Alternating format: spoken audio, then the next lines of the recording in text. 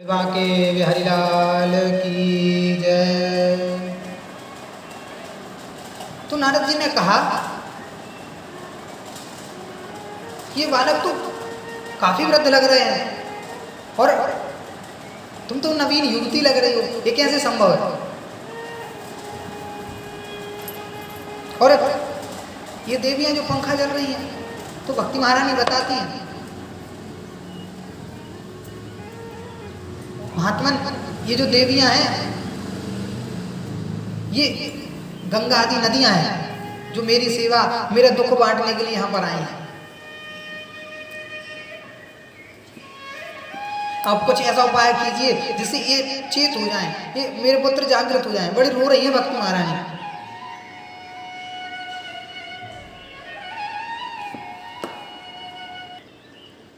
यहाँ पर कई देशों में विचरण मैंने किया और मैं यहाँ पर आई तो देखा कि समय के फेर से मेरे पुत्र वृद्धावस्था को प्राप्त हो गए और मैं नवयुवती रही। मैं कर्नाटक आदि देशों में मेरा जन्म हुआ। वहां से जब मैंने जन्म लिया तो मैं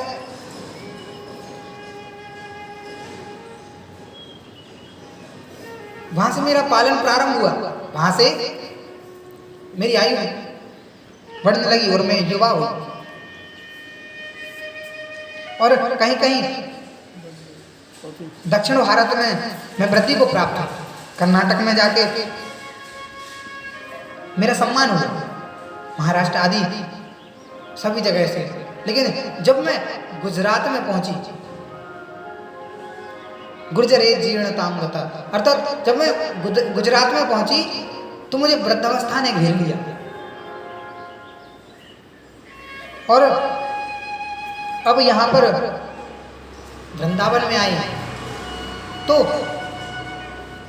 जब मैं वृद्ध हो गई तो मैंने भी अपने पुत्रों को साथ लिया और कई देशों में गई, लेकिन कहीं भी मुझे परिवर्तन नहीं दिखा। और जब मैं यहाँ वृंदावन में आई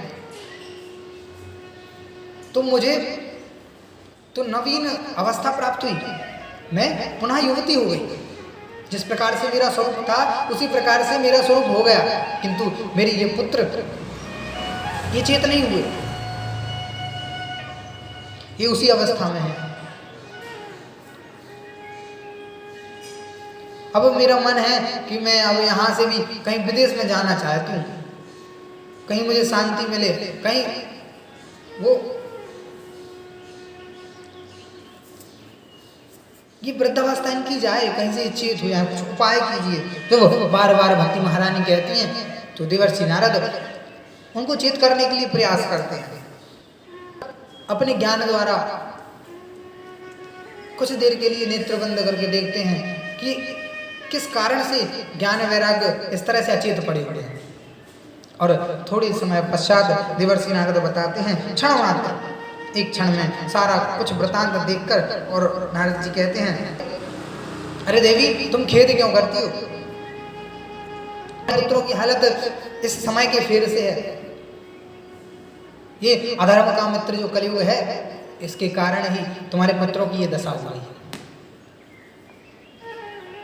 और कलयुग के आने से प्राय लोग आसुरी प्रवृत्ति के हो जाते हैं। यही कारण है कि तुम्हें भी यहाँ पर शांति का अनुभव नहीं हो रहा है और इस कलयुग के कारण ही तुम वृद्धावस्था को प्राप्त हुई हो, तुम्हारे ये पुत्र वृद्धावस्था को प्राप्त हुए। ये तो भगवान का नित्य विहार स्थल ही है वृंदावन धाम, जहाँ पर आपको यहाँ पर आने पर आपको ये युवा अवस्था प्राप्त हुई। मानो भक्ति महारानी जब आई होंगी तो वो कह रही होंगी कि मैं तो आई वृंदावन धाम, मैं तो आई वृंदावन धाम, किशोरी तेरे चरणन में। मैं तो आई वृंदावन धाम, किशोरी तेरे चरणन में, किशोरी तेरे चरणन में, श्री राधे तेरे चरणन में, किशोरी तेरे चरणन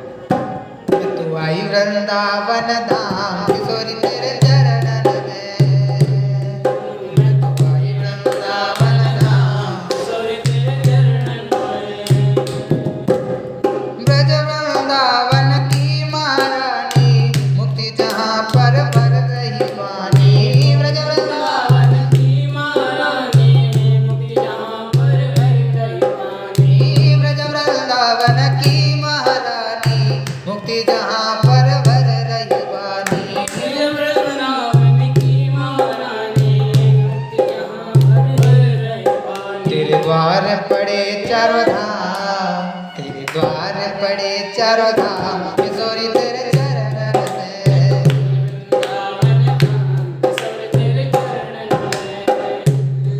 मैं तो आई वृंदावन धाम, किशोरी तेरे चरणन में।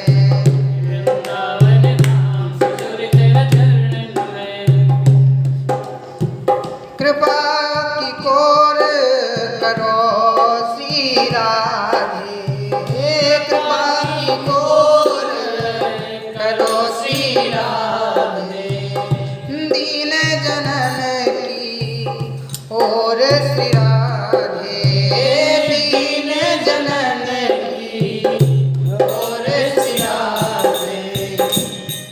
मेरी विनती है आठों याम, ओ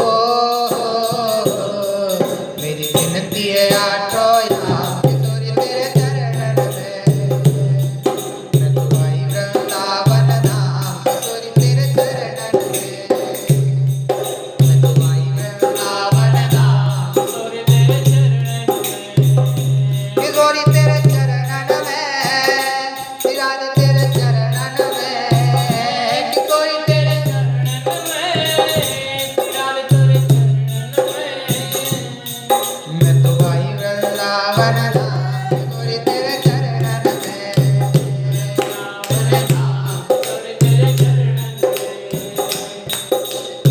करो कृपा कीजिए ना देरी, करो कृपा कीजिए ना देरी, सखी युगल चरणों की चेरी, सखी युगल चरणों की चेरी। करो कृपा कीजिए ना देरी, करो कृपा कीजिए ना देरी, सखी युगल चरणन की चेरी, सखी युगल चरणन की चेरी। तेरे चरणों में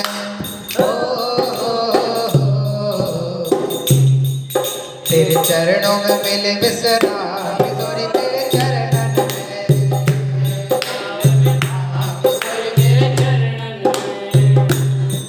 मैं तो आई वृंदावन धाम, किशोरी तेरे चरणन में।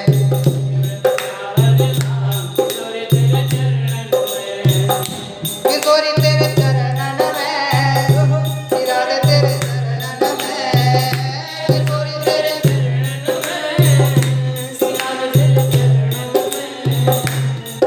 मैं तो आई वृंदावन धाम, किशोरी तेरे चरणन में।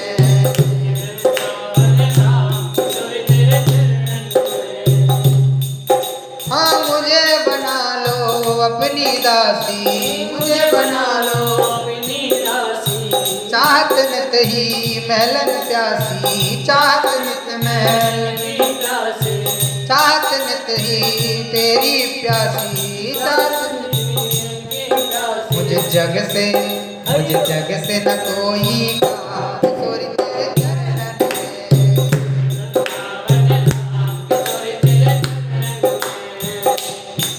मैं तो आई वृंदावन धाम, किशोरी तेरे चरणन में।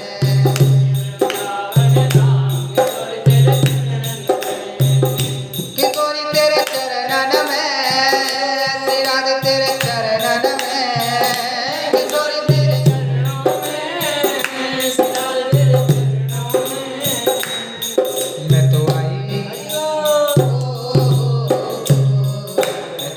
वृंदावन धाम, किशोरी तेरे चरणन में।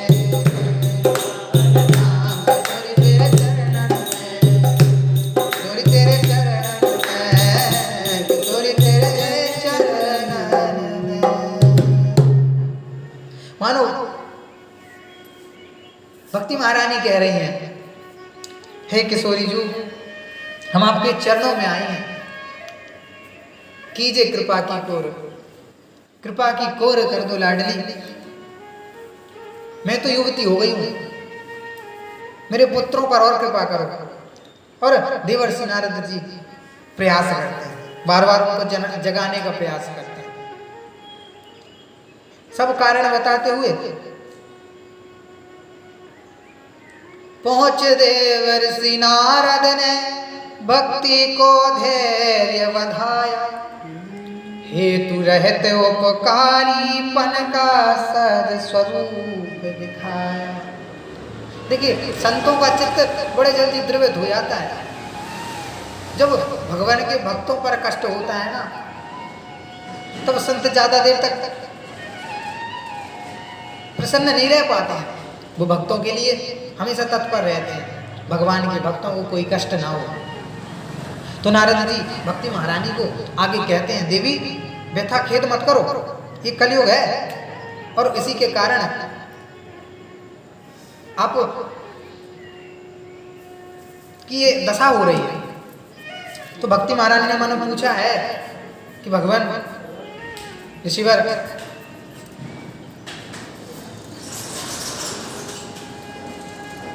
ये हमारे साथ क्यों? तो नारद जी तो त्रिकालदर्शी हैं, सब कुछ जानने वाले हैं। तो नारद जी बताते हैं, देखो जब ये वृंदावन का प्रभाव है जो तुम यहाँ पर आई और नवीन हो गई, यहाँ के प्रभाव के कारण यहाँ भगवान की कृपा है जो तुम नवीन, यहाँ पर भक्ति तो है, तुम्हारे ग्राहक तो यहाँ पर हैं, भक्ति तो सभी लोग कर रहे हैं यहाँ पर, किंतु ज्ञान और वैराग्य का यहाँ पर अभाव है, कमी है, इसलिए यहाँ पर भी तुम्हारे पुत्र चेत अवस्था में नहीं आ रहे हैं। और आगे नारद जी कहते हैं कि बिल्कुल देवी, मैं ऐसा कोई अवश्य प्रयास करूंगा जिससे तुम्हारे पुत्र पुनः जागृत अवस्था में आए, चेत हो जाएं, युवा हो जाएं। और ये तो बिल्कुल उचित नहीं है कि माता युवा अवस्था में हो और पुत्र वृद्ध हो। तब नारद जी ने कहा है कि तुम खेद मत करो। तो भक्ति महारानी ने कहा कि कलयुग आया कैसे? बहुत दुखी है भक्ति महारानी। तो नारद जी कहते हैं, मानो भक्ति महारानी से कहते हैं, देवी दुखी मत करो चित्त को, तुम हरि प्रिया सदा की हो। होता धन्य वही जिस पर के कृपा दृष्टि तुम्हारी हो। तेरी दृष्टि कृपा की हो। खेद मत करो तुम, आप भक्ति महारानी हैं। जब तुम्हें भगवान ने रचा था, जब भगवान ने तुमको उत्पन्न किया था और उनकी कृपा से ही तुम्हें ये पुत्र प्राप्त हुए थे ज्ञान और वैराग्य के रूप में, और तुमको इस पृथ्वी लोक पर भगवान ने भेजा। इस पृथ्वी लोक पर भेजने के लिए तुम्हें भगवान ने मुक्ति को तुम्हारी दासी के रूप में तुम्हें प्रदान किया, और कुछ समय तक तुम पृथ्वी लोक पर रहेंगे। किंतु इस कलयुग के आ जाने से, इस समय के फेर से तुम वृद्धावस्था को प्राप्त, जब तुम्हें खेद महसूस हुआ तो तुम छाया रूप से यहाँ पर रही हो और अपनी नित्य विहार स्थली श्री वैकुंठ धाम में विराजमान हुई, और तुमने ये सब कार्यभार अपनी दासी मुक्ति को सौंप दिया।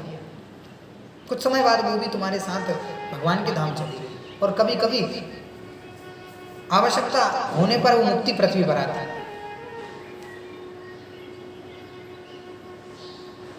तो तुम तो सदा से ही भगवान की प्रिया हो।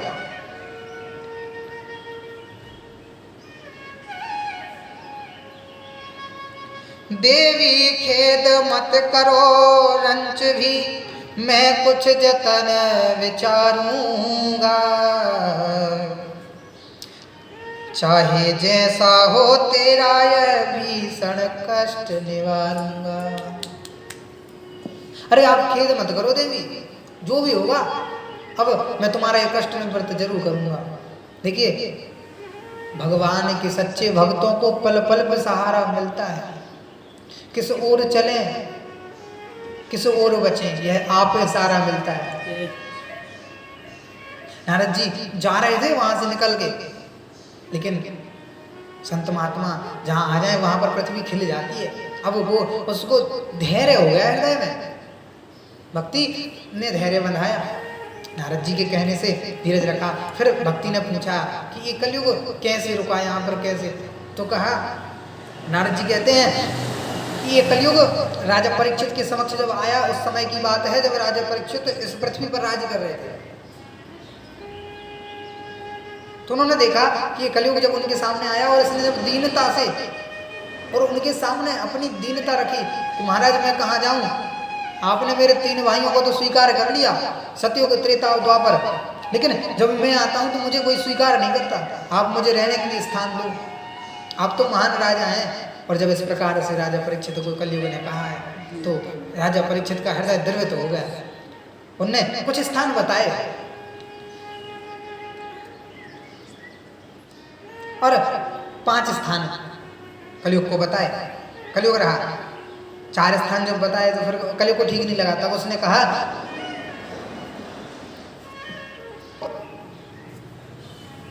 वो 4 स्थान कहा कि तुम जाकर जुए में निवास करो, द्यूतम पानम स्त्रियास, और कहा कि तुम जहाँ पर मदिरालय हो, जहाँ पर लोग मदिरा पिए, वहाँ पर तुम निवास करो। कलयुग ने कहा ठीक है, संतुष्ट तो नहीं हुआ कलयुग। स्त्रियाँ जहाँ पर व्यभिचार हो, और ऐसे प्रकार के 4 स्थान बताए। और कलयुग ने कहा ना महाराज कुछ ऐसा अच्छा सा स्थान बताओ, ये मेरे लिए ठीक नहीं है। तो उन्होंने कहा ठीक है, एक स्थान और तुम्हें बताता हूँ, तुम स्वर्ण में वास करो। कलयुग प्रसन्न हो गया। राजा ने कहा रुक जाओ, किंतु वह स्वर्ण जो छल के द्वारा कमाया जाए, जो चोरी के द्वारा कमाया जाए, जो किसी और का है, उस स्वर्ण में तुम वास करो। क्योंकि भगवान ने कहा है ना कि मैं धातुओं में सोना हूँ। गीता में भगवान कहते हैं मैं धातुओं में सोना हूँ, तो धातुओं में, स्वर्ण में तो भगवान का वास होता है, फिर कलयुग का वास और भगवान साथ में कैसे रह सकते हैं? तो कहा कि जो अधर्म से प्राप्त स्वर्ण है, जो किसी दूसरे का है, उस स्वर्ण में कलयुग को वास दिया।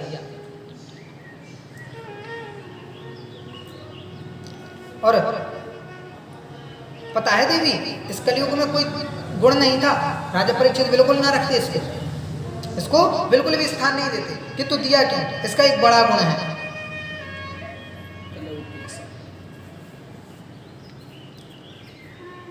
सतयुग त्रेता द्वापर पूजा मख अरु जोग, जोगति हो ये सो कलि हरि नाम ते पावहि लोग। देवी सतयुग में जोगति पूजा से, द्वापर में यज्ञ के यजन से, और त्रेता में द्वापर इत्यादि युगों में जो योग आदि बड़े बड़े साधना, समाधि, धारणा और प्राणायाम, प्रत्याहार सब कुछ करने के बाद जो स्थिति प्राप्त होती है, वही कलयुग में भगवान नाम से प्राप्त हो जाता है। ऐसा ही विशिष्ट गुण जानकर ही राजा परीक्षित ने इस कलयुग को रहने का स्थान दिया। यहाँ पर भगवान नाम की बड़ी महिमा है। कलयुग में कलयुग केवल नाम आधारा, सुमेर सुमेर नर उतर नहीं पा रहा, नहीं कलि करम न भगति विवेकु, राम नाम अवलंबन एक। यहाँ पर भगवान नाम में ही सब कुछ सार है। तो भगवान नाम में ही वो सारी वस्तुएं प्राप्त हो जाती हैं जो वहां पर बड़े बड़े यज्ञों का यजन करने के बाद प्राप्त होती है। तो इस प्रकार से जब नारद जी ने कलयुग का गुण बताया तो हाँ, भक्ति महारानी को भी लगा ये अच्छा है, ये गुण हो इसीलिए, लेकिन ये तो बड़ा निर्दयी है ये कलयुग। फिर नारद जी ने प्रतिज्ञा करी है, देवी मैंने तुम्हें यदि घर घर में जाकर स्थापित नहीं किया, घर घर तक, जन जन तक यदि तुम्हें प्रचार नहीं किया तुम्हारा, तुम्हें भगवान का दास ना कहलाऊंगा। घर घर तेरी करूं प्रतिष्ठा, रहे तुम्हें अब त्रास नहीं, जो न करूं ऐसा तो मैं श्री हरि का दास नहीं। जो मैं ऐसा ना करूं तो भगवान का दास ना कहलाऊं। हाँ,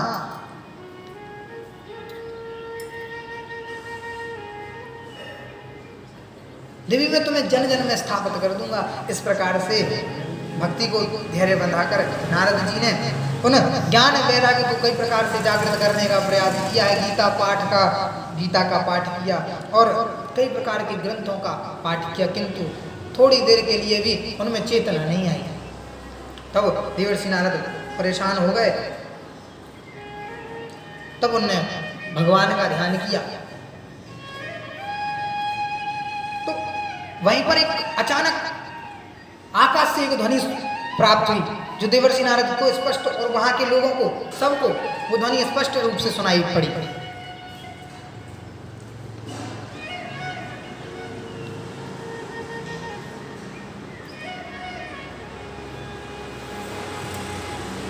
वो कहते हैं कि नारद जी, आपका जो विचार है बड़ा ही उत्तम है और आप इसमें सफल भी होंगे।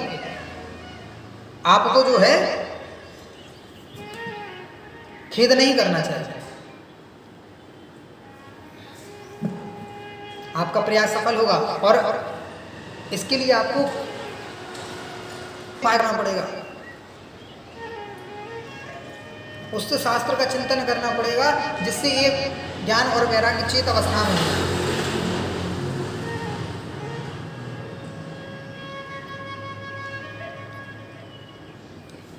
आप प्रयास करो और ये आपको जो है भगवान के भक्त बताए, महात्मा इसका उपाय बताएंगे। इस तरह से मानो उनके मन में संकेत तो मिला, लेकिन कुछ पता भी नहीं चला नारद जी को कि आकाशवाणी आखिर कहना क्या चाहते हैं।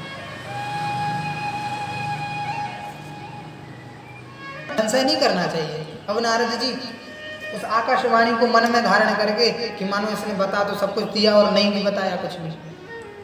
कोई महात्मा बताएंगे, लेकिन वो महात्मा कौन, वो कौन सा श्रेष्ठ कार्य है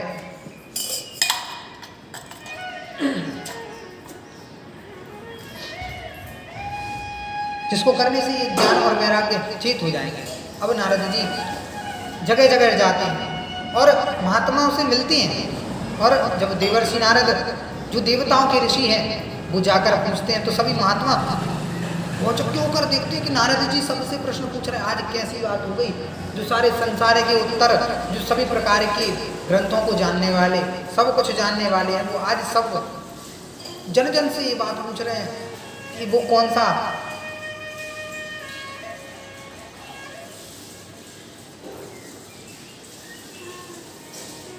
कौन सा कार्य है जिससे ज्ञान और वैराग्य को प्रबल किया जाए, जैसे भक्ति दृढ़ हो। लेकिन कुछ लोग तो उनकी बातों को सुनते तो हैं, लेकिन कुछ कह नहीं पाते, उत्तर ही नहीं मिलता। कुछ लोग कहते हैं अब नारद जी आ रहे हैं, हमसे पूछेंगे, तो भाग लेते वो पहले। कुछ लोग हैं मूक, कहते हैं मौन व्रत धारण कर लेते हैं, लेकिन नारद जी को कहीं से भी अपने प्रश्नों का उत्तर नहीं मिलता। नारद जी ऐसे भ्रमण करते करते और बद्रिकाश्रम पहुंचे।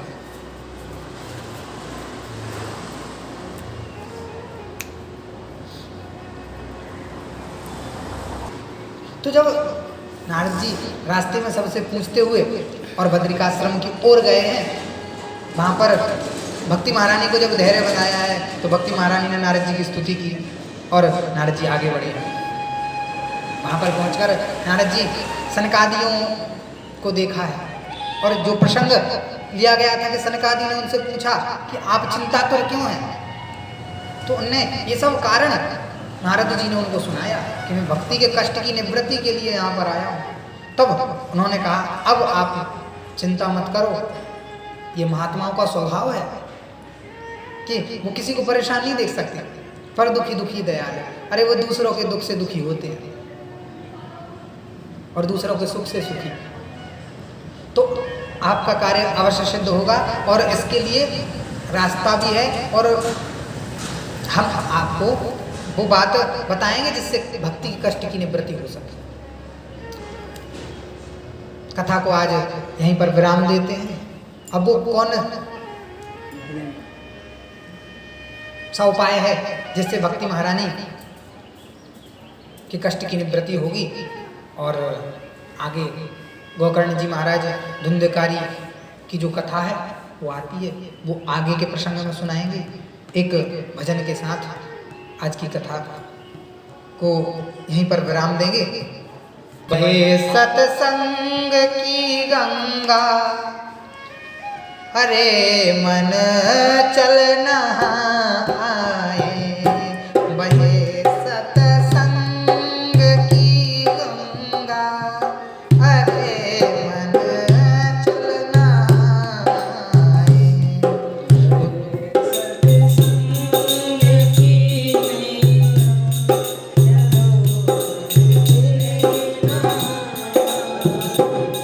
बुझी ज्योति जो जीवन की, उसे फिर से जगाए। बुझी ज्योति जो जीवन की, उसे फिर से जगाए। यही बेला है कर ले पान भागवत गीता। यही बेला है कर ले पान अमृत भागवत गीता। लगा है तू कर ले पान भागवत गीता। लगा है धर्म का मेला, अरे मन चल दिखाला। बहे सत्संग की गंगा, अरे मन चल नहाए। बहे सत्संग की गंगा, अरे मन चल नहाए।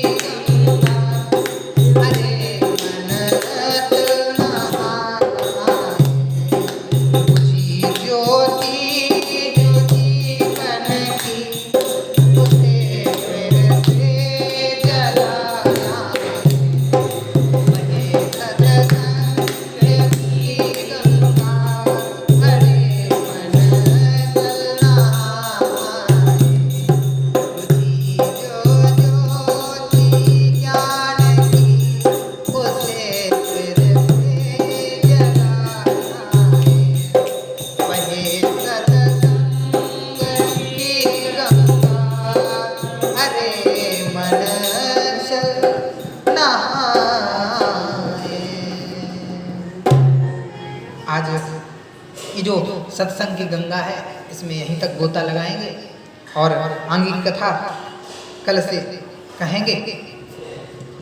आज यहाँ पर हमारे सहयोग में श्री आदित्याचार्य जी महाराज और श्री संजय दास जी महाराज, संजय कृष्ण जी महाराज यहाँ पर सहयोग दे रहे हैं।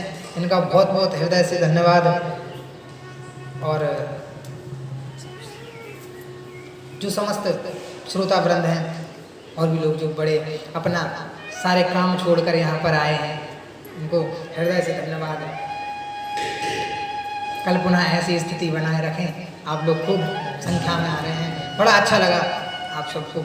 मेरी बात अभी तक मेरी वार्ता में जो भी भूल चूक रही हो सो ये बालक आप सबसे क्षमा मांगता है। और महाराज जी आरती की तैयारी करेंगे।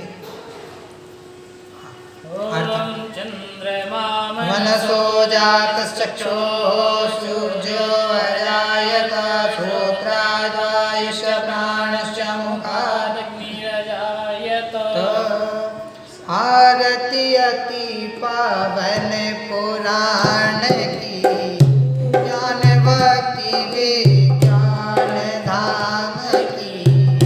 आरती अति पावन पुराण की, ज्ञान भक्ति विज्ञान धाम की। महापुराण भागवत निर्मल, महापुराण भागवत निर्मल। सुख मुख विगलित निगम कल्प फल, निगम कल्प फल। परमानंद सुधारसमय कल, परमानंद सुधारसमय कल। लीला रति रस रस निधान की, आरती अति पावन पुराण की। धर्म भक्ति विज्ञान कलिमल मत नित्रिताप निवारणी। कलिमल मत नित्रिताप निवारणी। जन्म मृत्युमय भवभयहारिणी। जन्म मृत्युमय भवभयहारिणी। सेवत सकल सकल सुखकारिणी। सेवत सकल सकल सुखकारिणी। महोषधि हरि चरित गान की, सुमहोषधि चरित गान की। आरती अति पावन पुराण की, ज्ञान भक्ति विज्ञान धाम की। विषय विलास विमोह विनाशिनी। विमल विलास विमोह विनाशिनी। विमल विराग विवेक विकासिनी। विमल विराग विवेक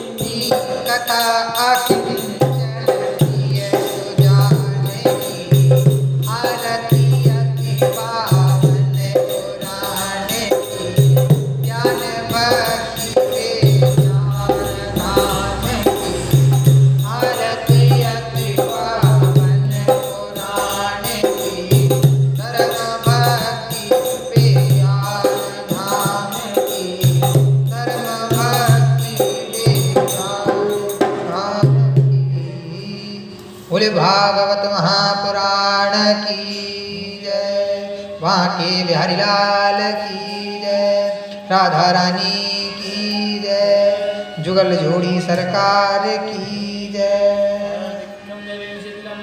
पुष्पैरेवाभिवन्दनं जगत्पिता शीतलेदं जगद्रात्रि शीतलायै नमो नमः। नमः।